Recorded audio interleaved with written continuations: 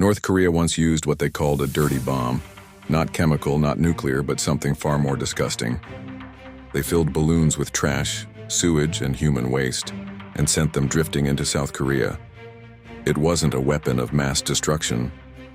It was a weapon of mass disgust. For years, activists in South Korea had been sending balloons across the border. Each balloon was like a gift box in the sky. Inside were anti-regime leaflets, USB drives full of K-pop and dramas, ramen, snacks, clothes, cash, and even medicine. The goal was simple: to pierce North Korea's information wall and to show its citizens another world. But in late May 2024, the North struck back. The first wave carried around 260 balloons. Then came more waves. By the end of June and even into July, South Korea had recorded more than 2,300 of these balloons landing across its territory. They didn't just fall near the border. They landed in schools, on farms, on parked cars, near restaurants, and even at Incheon International Airport.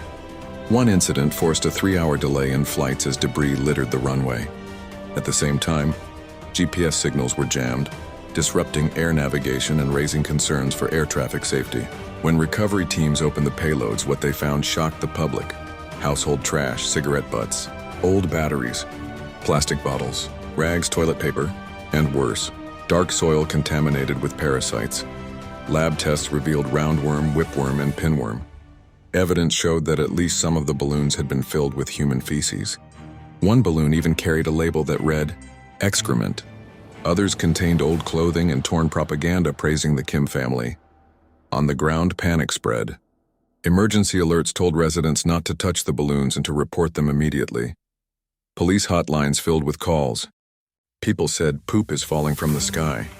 Bomb squads and hazmat units rushed to the sites wearing protective gear. They had to confirm, was this chemical or biological warfare or just garbage? In every case, it turned out to be filth. Not lethal, but revolting and potentially infectious. For ordinary South Koreans, the disruption was real. Flights delayed, schools closed, roads blocked. Farmers worried about contamination. Families kept children indoors.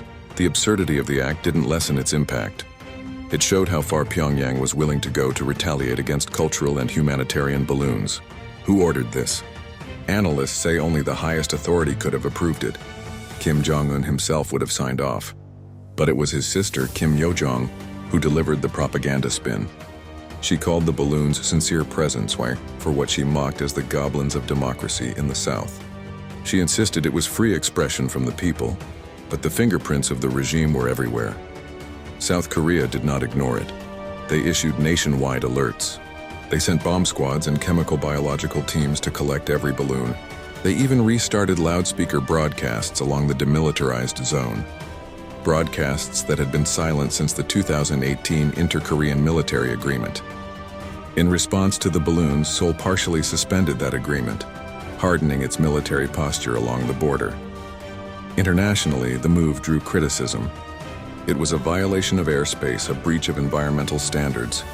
Some argued it could be justified as retaliation, a countermeasure against South Korean leaflet balloons. But no matter the legal framing, the strategy was clear: asymmetric psychological warfare using disgust as the weapon. So here is the exchange in plain terms. South Korea sent information, food, clothes, and medicine.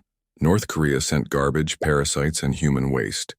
It wasn't a weapon of mass destruction, but it was a weapon of mass disgust. What do you think of this bizarre balloon war? Was it clever psychological warfare or just vile and reckless? Leave your thoughts in the comments, hit like, and subscribe for more.